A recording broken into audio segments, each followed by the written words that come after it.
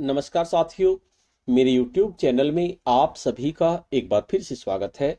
साथियों, महानिदेशक स्कूल शिक्षा का एक बहुत ही महत्वपूर्ण आदेश आया है और ये आदेश है परिषदीय उच्च प्राथमिक विद्यालयों में NCERT नई दिल्ली के माध्यम से आपूर्तित गणित और विज्ञान किट के उपयोग हेतु उन्होंने दिशा निर्देश जारी किए हैं। किस तरह से ये आपूर्ति होगी और किस तरह से इनका उपयोग हमें करना है, तो बहुत महत्वपूर्ण वीडियो है। चलिए देखते हैं क्या कहा गया है। महोदय, आप अवगत है कि वार्षिक कार्य योजना और बजट वर्ष 2021-22 में भारत सरकार द्वारा प्राप्त अनुमोदन के क्रम में परिषद विद्यालयों में गणित और विज्ञान किट उपलब्ध कराने हेतु राज्य परियोजना कार्यालय द्वारा NCERT नई दिल्ली को कार्यादेश निर्गत किया गया था। उक्त क्रम में NCERT नई दिल्ली ने एम्पेल्ड वेंडर द्वारा प्रदेश के 1,11,599 परिषदीय प्राथमिक विद्यालयों हेतु प्रत्येक विद्यालय 2 गणित किट, 45,652 उच्च प्राथमिक विद्यालयों हेतु प्रत्येक विद्यालय 1 गणित किट और प्रदेश के 22,654 उच्च प्राथमिक विद्यालयों हेतु प्रत्येक विद्यालय 1 विज्ञान किट की आपूर्ति की जा चुकी है।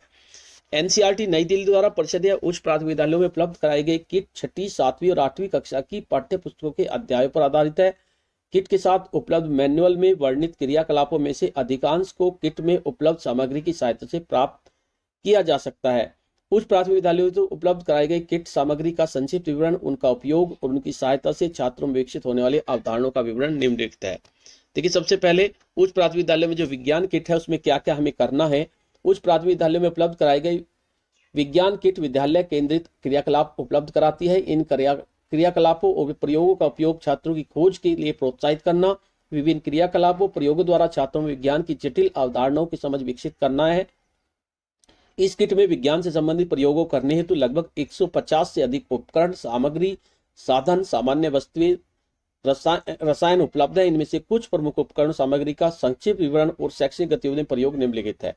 देखिए, सबसे पहले इसमें कमानीदार तुला दी गई है।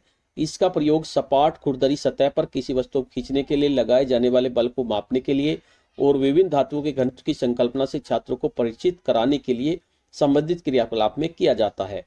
इसके साथ साथ एक तापमापी दिया गया है। इसका प्रयोग विभिन्न पदार्थों के गलनांक और क्वथनांक को मापने के लिए और द्रवों के तापमान मापने में किया जाता है।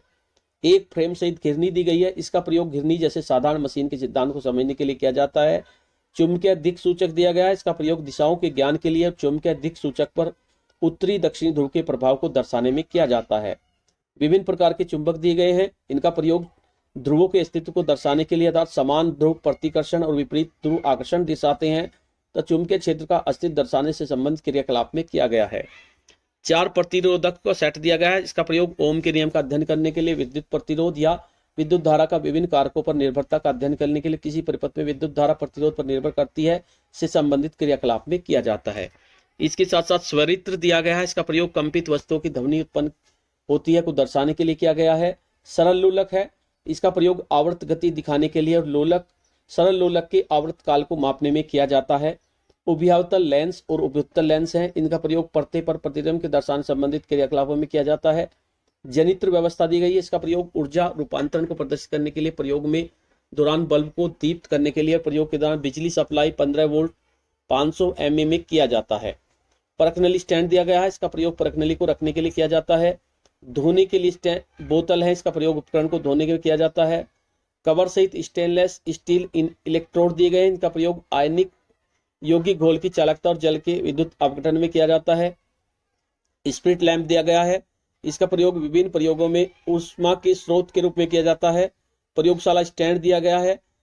परखनली ब्रश दिया गया है। परखनली होल्डर दिया गया है। चिमटी दी गई है। आवर्धक लेंस, पेस्ट्री, रासायनिक पदार्थ भी दिए गए हैं और चाइना डिश दिए गए हैं। इससे कौन कौन सी अवधारणाएं विकसित कर सकते हैं विज्ञान किट की सहायता से। देखिए, रासायनिक अभिक्रिया संबंधित अवधारणा आप कर सकते हैं। परखनली, बर्नर, रासायनिक अभिकर्मक, बीकर आदि के सहयोग से छात्रों में रासायनिक अभिक्रिया और रासायनिक परिवर्तन की अवधारणा की समझ विकसित कर सकते हैं। अम्ल, क्षार और लवण संबंधित अवधारणा विकसित कर सकते हैं। लिटमस पेपर की वजह से क्वथनांक और गलनांक की अवधारणा, चुंबकीय क्षेत्र की अवधारणा, समान ध्रुव के बीच प्रतिकर्षण, विपरीत ध्रुव के बीच आकर्षण की अवधारणा, घर्षण की अवधारणा, आवर्तकाल और आवर्त गति की अवधारणा आप विकसित कर सकते हैं। विद्युत चुंबकीय प्रभाव की अवधारणा, प्रकाश संश्लेषण के लिए आवश्यक परिस्थितियों की अवधारणा, उच्छ्वसन द्वारा वायु में कार्बन डाइऑक्साइड बाहर निकलने की अवधारणा आप दिखा सकते हैं उसमें, चूने का पानी से धातु और अधातु की अवधारणा।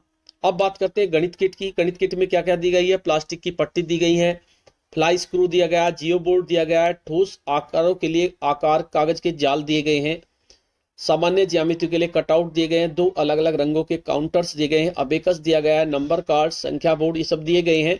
इन से कौन कौन सी अवधारणा विकसित की गई है ये भी बता सकते हैं।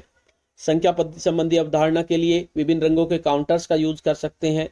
भिन्न की अवधारणा के लिए वृत्त के कट आउट की सहायता से आप बता सकते हैं। स्थानीय मान की अवधारणा अबेकस की सहायता से बता सकते हैं। कोण की अवधारणा के लिए प्लास्टिक की पट्टियां, 360 डिग्री चांदा और फ्लाई स्क्रू की सहायता छात्रों में कोण के समझ विकसित कर सकते हैं। त्रिभुज उसके प्रकार की अवधारणा के लिए प्लास्टिक की 3 पट्टियां दी गई हैं, उनसे 180 डिग्री के चांदे और फ्लाई स्क्रू दे सकते हैं। चतुर्भुज और उसके प्रकार की अवधारणा बता सकते हैं आप, प्लास्टिक की 6 पट्टी दी गई हैं। क्षेत्रफल की अवधारणा के लिए जियो बोर्ड दिया गया है, उसमें अनियमित आकृति के सन्निकट क्षेत्रफल ये बता सकते हैं। विभिन्न ठोस आकृतियों की अवधारणा, गुणनखंड की अवधारणा के लिए कार्ड्स दिए गए हैं। पूर्णांकों पर संक्रियाओं की अवधारणा के लिए जियो बोर्ड दिया गया है। तो आपको ये इनका दिशा निर्देश, किस तरह से दिशा निर्देश दिए गए हैं, क्या क्या आपको करना है, देखिए। उपलब्ध कराए गए किट के उपयोग संबंध में एक विज्ञान किट मैनुअल भी है, जिसमें इस किट के उपयोग हेतु विस्तृत दिशा निर्देश दिए गए हैं। शिक्षकों को इस मैनुअल का अध्ययन करके किट में उपलब्ध विभिन्न उपकरणों, रसायन सामग्री, साधन, सामान्य वस्तुओं का प्रयोग और क्रियाकलाप करने से पूर्व गहन जानकारी प्राप्त कर लेनी चाहिए। उपलब्ध कराए गए विज्ञान किट मुख्यतः 6 से 8 के बच्चों के उपयोगार्थ है।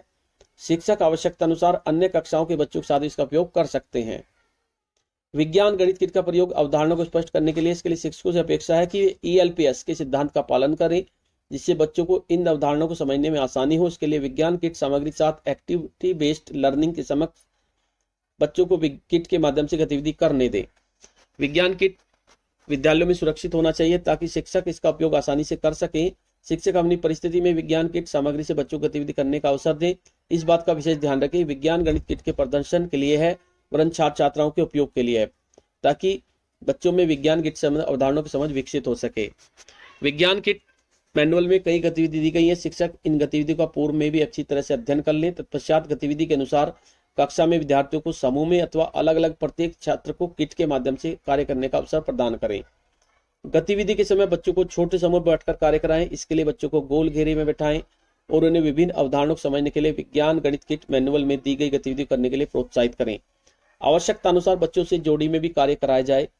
ध्यान रहे, बच्चों की समझ को बेहतर बनाने व गणित किट के उपयोग हेतु प्रारंभिक कुछ दिनों तक शिक्षक स्वयं किट का प्रयोग करते हुए गतिविधि कराएं। इससे बच्चों को समझने में आसानी होती है और सहजता के साथ विज्ञान गणित किट के साथ गतिविधि कर सकते हैं। गतिविधि कराते समय इस बात का ध्यान रखा जाए कि प्रत्येक विद्यार्थी गतिविधि में प्रतिभाग कर रहा हो। इसके साथ साथ इसका अभिलेखीकरण भी आपको करना है। प्राप्त गणित विज्ञान किट का विद्यालय विकासखंड जन स्तर अभिलेखीकरण किया जाए।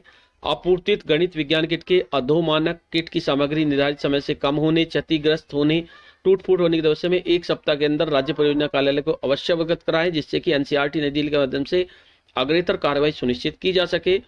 आपूर्तित किट्स का विद्यालय की स्टॉक पंजीकरण में अंकन किया जाएगा और सुरक्षित रखरखाव और शिक्षण प्रक्रिया में उपयोग सुनिश्चित किया जाएगा।